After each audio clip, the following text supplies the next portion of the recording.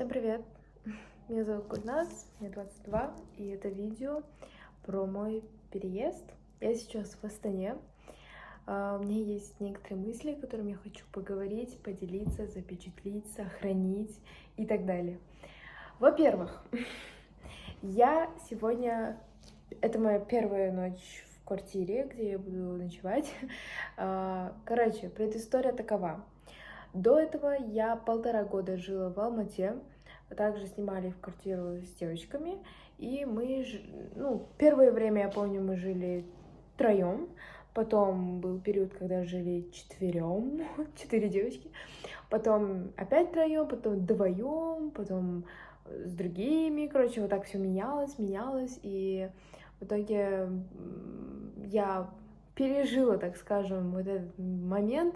Это как бы, знаете, чувствовалось по-другому. Я помню эти чувства, когда я ушла, ну как ушла, это грубо звучит, наверное. Но я так вот с одним рюкзаком ушла из родительского дома, сказав, что я буду иногда приезжать. Я не прям уезжаю, просто по работе мне надо, чтобы в городе быть и так далее. Короче, я вот так плавно перешла к стадии тому, что я одна живу, ну, отдельно от родителей живу, во-первых. Во-вторых, это, конечно, помогало реально по работе, что было удобно, я высыпалась более-менее. Но я как-то сепарировалась, много было моментов самостоятельных решений. Ну, и в целом как-то училась, жизнь сама происходила, да, вот говорят же, просто произошла жизнь. Да, я переживала разные чувства, разные периоды, ситуации там и так далее. Где-то полгода назад я начала чувствовать, что я хочу попробовать пожить одна. Я рассматривала вариант пожить одна в Алмате, но учитывая там цены, мне было очень жалко отдавать такую сумму из своего бюджета, который я зарабатываю, да, ну типа, ну это нелогично и неблагоразумно, наверное. Мне так показалось, я не осуждаю никого, просто вот мое как бы мнение, мой взгляд на эту ситуацию отдавать все, что ты почти зарабатываешь, чисто на квартиру, просто потому что тебе вот захотелось одной жить, ну, не знаю. В свои 22 года я как бы считаю, что это не такой уж и необходимостью. Это просто период, это тоже плюшка, по идее, да. Но я воспринимаю этот период больше, знаете, как, наверное, больше опыт, experience. Вот, есть опыт, experience, когда ты поступаешь в универ, ты переживаешь вот эту студенческую жизнь. Есть опыт, когда кто-то вот по work and travel уезжает, или путешествует, либо входит в какую-то компанию, да. То есть человек проживает этот период, чтобы научиться чему-то, чтобы пережить что-то, чтобы переосознать, пересмотреть. Я вот сегодня, когда ехала в такси, мне просто что-то щелкнуло в голове о том, что маленький ребенок, когда он начинает учиться говорить, да, что способствует тому, чтобы он к этому пришел. Это стрессовые ситуации на самом деле, как мне показалось. Потому что когда он в садике, например, у него есть стрессовая ситуация, что он никого тут не знает, ему нужно как-то выкручиваться, ему нужно объясняться, ему нужно пытаться донести до других о себе, да, о том, что он хочет пить, например, не знаю, еще что-то. В общем, вот эти мысли мне принесло к тому, что реально, чтобы расти, нам нужно идти и создавать такую среду, где мы будем бороться с собой, скорее всего, бороться с собой и как раз-таки заставлять, не то что даже заставлять, а больше само вот это пространство тебе приведет к тому, что ты вырастешь в этом, то, что ты в этом будешь лучше разбираться, то, что ты в этом будешь как бы учиться в моменте, потому что это впервые, это экспириенс, это опыт. Вот. Жить одной и жить с девочками — это не одно и то же вообще. Когда я то, что сейчас могу по своим ощущениям, да, сказать, жить с девочками — это когда ты так или иначе зависишь от общей допустим, погодой дома, так скажем. У всех разные ситуации в жизни бывают, да. Хоть даже мы очень хорошо общаемся, в принципе, все, типа, хорошо друг к другу относятся, все равно есть доля того, что чье-то настроение повлияет на твое настроение. В целом это также про окружение, о том, что у всех разные червяки в голове, да.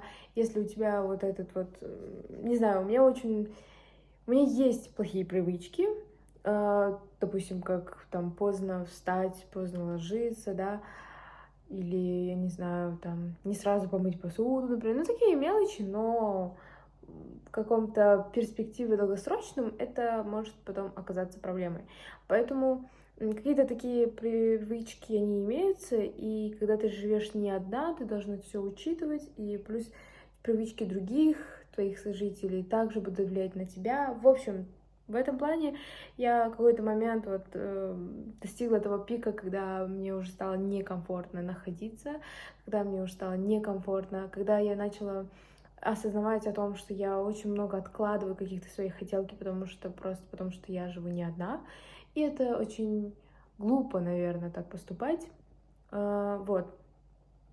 Но в то же время глупо было бы переехать в дом, который будешь переплачивать 3-4 раза, да? В общем, вот эти все мысли привели меня к тому, что да, я хочу жить одна, но готова ли я к этому финансово, смогу ли я это пережить, вообще зачем мне это нужно, что я от этого жду, да? И я начала эти вопросы заново себе задавать, чтобы найти какую-то весомую причину, чтобы начать к этому сильно стремиться, либо не забываться, либо не откладывать и так далее. В итоге я откладывала это полгода, если не больше, а уже не помню сколько. И поняла, что, в принципе, это желание никуда и не идет, пока я не попробую это сделать. Я не могу предугадать, смогу ли я это пережить, я не могу предугадать, правильно ли это решение, я не могу предугадать, к чему это приведет и так далее. Поэтому было принято решение просто попробовать все. Попробовать и сглаживать как можно углы со всеми, кто в это как-то вот связан. То есть это все близкие люди, которым нужно объяснять, зачем мне переезд. Это все, ну, те же родители, да, имеется в виду. Всем друзьям, зачем мне это, всем коллегам, к чему это, типа, и так далее. То есть я вот не люблю максимально вот эту атмосферу разборки, как-то, где надо объясняться, что-то доказывать. Короче, я это сильно себя не люблю в этот момент. Но так или иначе, я заметила, что мне очень нравится делать таким образом, знаете, вот технически просто вот сделать это, а потом уже рассказать обо всем другим и так далее. В общем, я часто и так приезжала в Астану до этого по командировке. Всегда по командировке только и приезжала вроде, оказывается. Вот, на 2 дня, 4 максимум недели, да, я была тут. И, в принципе, мне вайб этого города пока очень нравится. Я прям узнаю себя. Мне очень нравится, что мало людей, что тот же холод, который всех пугает, он не настолько уж холодный, вы знаете, я уже не знаю. Сегодня 20 число, я 3 дня тут, мне ок. Возможно, просто повезло с погодой, ну посмотрим. В любом случае, я думаю, это можно пережить, и мне абсолютно комфортно в данный момент. Это во-первых. Во-вторых, цены на квартиры. Я снимаю сейчас квартиру, можно уже заметить, что очень в хорошем состоянии. Я больше скажу даже, эту квартиру, ну, покупали и обустраивали так, что тут будет жить вот один человек. И тут все новое, что они прям, ну, планировали, что тут будет жить свой семейный там чел, да. Но так вот, как что-то там произошло, они решили сдавать. Я ее нашла, типа, позавчера. Ой, нет, я сейчас в датах буду путаться. Короче, я нашла его вот какой-то вечер в 6 часов. Позвонила, сказала, утром приеду. Приехала на следующий днем. Я посмотрела и сразу сказала, что беру. Потому что до этого я смотрела 4 других квартиры и поняла уже, что средняя цена такая-то, условия такие-то. там добираться, в принципе, плюс-минус везде одинаково. Поэтому я подумала, что я больше не хочу искать, и, типа, этот вариант полностью меня устраивает. В итоге вот так вот случилось, что я уже оплатила первый месяц плюс депозит, и очень интересные ощущения у меня. Я начала вспоминать себя, когда я только переезжала с родителей на ту первую квартиру в Алмате.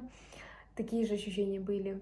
До этого был страх, что я не найду квартиру и вообще в целом, что за вот эта идея у меня пошла, почему я приехала. Капец, большой такой дискомфорт от всего того, что происходит. Надо адаптироваться, надо находить, надо что-то придумывать все время и так далее.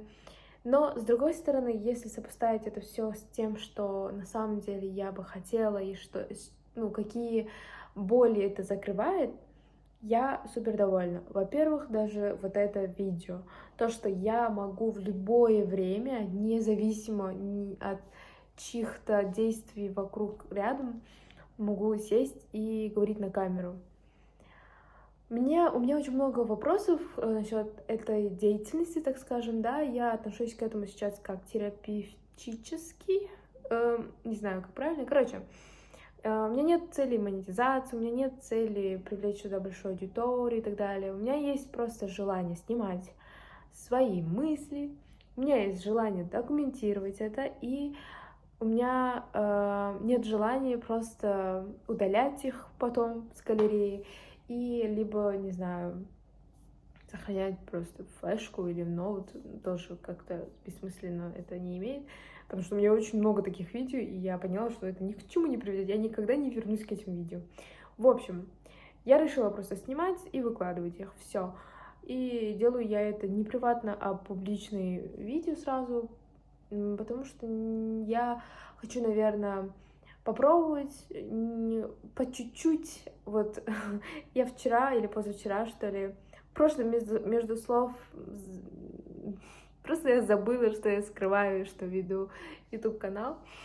И сказала вот подруге, что вот, да, я закидываю видео на YouTube. И она просто спросила сразу вот ссылку на канал, сказала, почему ты не говоришь, там, выложи сторис и так далее. Да, это правильно, реально надо так делать на самом деле. Но, опять-таки, я сильно боюсь, что это меня оттолкнет от самого процесса, потому что мне интересен процесс, мне реально хочется сделать из этого привычку и попробовать, знаете, вот ежедневно, как бы, ну да, вот хочется, чтобы это было привычкой и ежедневным каким-то рутиной. И хочется чуть-чуть апгрейднуться на том, что и как я это делаю. Например, даже как я кадр поставила, да, я понимаю, что сейчас криво, там свет падает не то, я выгляжу так, все и так далее. Да, это абсолютно, я понимаю, я работаю в визуальном, я знакома с многими людьми, которые, типа, этим занимаются профессионально и так далее. Но, опять-таки, я про то, что это ради процесса, это ради самочувствия, что ли. В общем, возможно, в каком-то плане и для галочки, потому что я веду это как трекер привычек, и очень много сопротивления, очень много моментов, когда я придумываю какие-то типа отговорки от этого, что пора уже спать, что сейчас не время, давай потом и так далее. Короче, я пытаюсь бороться сама с собой. И скорее вот насчет переезда вернемся к этой теме, что почему изначально я еще до конца не ответила этому вопросу, но я предполагаю, что мое желание как-то вот самосовершенствоваться, что ли, открыться и вообще раскрыть себя, проявить себя, это решение очень даст большой буст, скорее больше, потому что я сейчас в городе, где очень мало знакомых. Ну, по сравнению с Алматой, конечно, потому что в Алмате у меня очень много друзей, коллег, знакомых, родственников, в целом родных, типа очень, я сейчас, если буду вспоминать, это бесконечно список продолжаться. А в Астане они есть, но очень мало. И плюс я хочу новый экспириенс. Я хочу видеть новые места, новые людей, знакомиться с новыми людьми, быть в сообществе тех, которые соответствуют нынешним моим интересам. И я чувствую, опять-таки, это обнуление. Я начала понимать, наверное, то, что подсознательно я сама себя обнулила, в плане даже финансово, для того, чтобы почувствовать вот это дно и оттолкнуться от него, знаете. Это очень странное ощущение на самом деле, потому что мы же все время стремимся к тому, чтобы обустроить себя так комфортно. Все время мы стремимся, чтобы мы никогда не голодали, да, вот человеческий базовый вот пирамида Маслоу.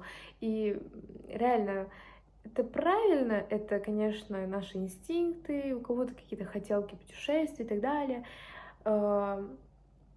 Был вот мое состояние в Алмате, это когда мне ничего не хотелось. Я понимала, что я вроде вот живу в центре города, у меня много знакомых, у нас классные посиделки, классная работа. В принципе, каждый день он супер тепло, не знаю, приятно происходит.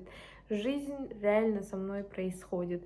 И это, да, это было супер комфортно. Я вот полгода, которые я откладывала, я просто наслаждалась тем комфортом, который я себе устроила до этого 1,5 года, да, как там жила вот самостоятельности, например. И было вот это вот ощущение, что нужно обнулиться, что нужно отдалиться, что ли, знаете, вот как-то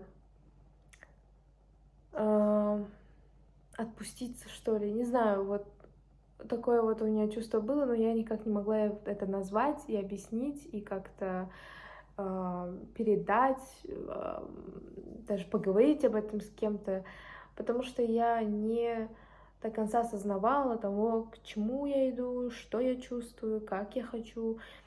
И вот жить одной мне, наверное, нужно для того, чтобы осознать, найти, услышать, узнать о себе больше, чем сейчас. И я очень радуюсь тому, что я могу себе позволить такие условия. Конечно, это благодаря Всевышнему, потом родителям и моим стараниям. И я хочу просто дисциплинировать себя, конечно, самосовершенствоваться. И я понимаю, что я абсолютно могу достичь всего того, что я захочу, просто выделяя этому правильное время. Вот с дикцией тоже нужно поработать. Короче, очень много сфер, где я хочу улучшить себя. И в этом плане я загадываю такое будущее, что мы все время будем работать над собой, и с этим нужно подружиться. Вот. Свои цели я пишу в этот блокнотик. У меня сейчас очень интересный период 12 недель. Вместо года у меня цель на 12 недель, и у меня есть подозрение, что я его неправильно расписала, но прошло уже 3 недели, и, в принципе, это лучше, чем ничего, я так считаю. И я думаю, зато учимся, зато это к чему-то приведет. Вот, просто видеодневник на моем канале. Если будет кому-то полезно, буду очень рада. Сегодня вот я поделилась про то, что я переехала в Астану.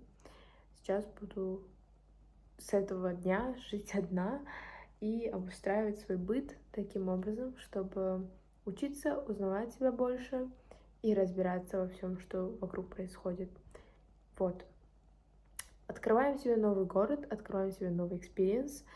Вот, поэтому такие вот дела.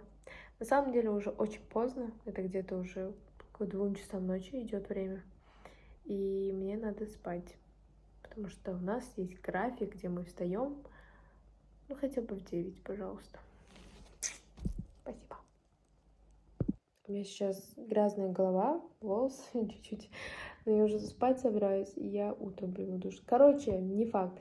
Я уверена, что я забуду эту мысль, поэтому хочу записать это сейчас и сразу. Насчет синдрома самозванца. Так или иначе, время от времени оно у меня уходит, потом опять приходит и так далее. И сейчас, просто смотря одно видео на ютубе, я поняла, что мы все люди, которые...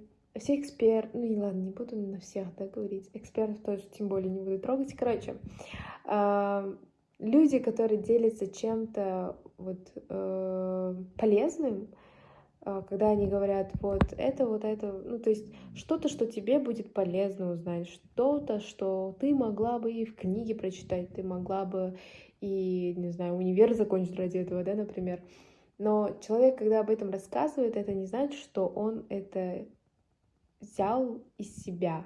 Ну, типа, что он это только что придумал. Человек это рассказывает, потому что он долго потреблял эту информацию, потому что он эту информацию прожил, перевел через свой опыт, переосознал, почувствовал и передает это своими эмоциями, своей подачей какой-то тебе, да, то есть другим людям.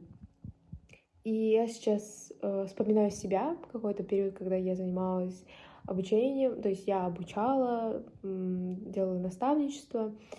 У меня не было этих чувств, я не знаю, как я уже не помню, как я мотивировалась, но когда я передавала информацию, когда я говорила и горела о том, о чем я транслировала этим людям, я полностью прожила уже, наверное, всю эту информацию. Я в жизни сколько раз переслушала и пережила какие-то съемки, концерты, люди, да, вот эту систему всю. Я много, наверное, анализировала, записывала, фиксировала по этой части сферы, и поэтому могла об этом говорить. И это абсолютно нормально, и так делается везде и всегда. Поэтому это больше, наверное, сейчас у меня свое какое-то осознание произошло. Возможно, это кому-то супер логично и ну, как бы базово звучит, но для меня это сейчас звучит, как будто я Эврику открыла на самом деле. И в каком-то плане надо об этом задумываться и возвращаться к этой мысли, когда возникает сомнение к своему опыту или к своим знаниям, надо вспоминать в том, что да, ты эти знания где-то взяла, да, ты эти знания пережила, и да, ты имеешь право о них делиться. И в этом нет ничего плохого. Даже если человек только что прошел какой-то курс и начал тоже эту же информацию полезностью передавать другим, но он пережил по-другому, он решил адаптировать, он решил донести эту мысль по-другому. Это абсолютно нормально. Эту же информацию во всем мире сколько людей знают. Поэтому, ребят, давайте не будем накручивать себя, как я умею. Наверное, вот это может помочь нам избавиться от синдрома самозванца.